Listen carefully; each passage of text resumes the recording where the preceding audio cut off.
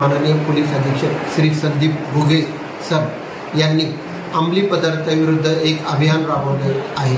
सदर अभियानाच्या अनुषंगाने पोलीस स्टेशनला आम्ही विटा येथे पथक नेमण्यात आले होते।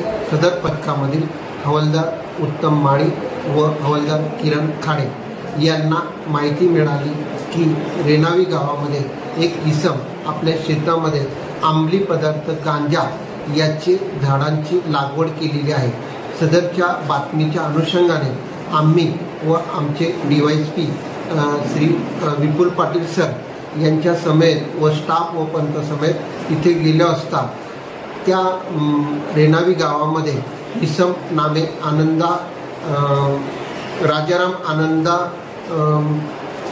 गुजले याने आपल्या गट नंबर 378 मध्ये एक गांजाची रोपे लावलेले आढळून आले।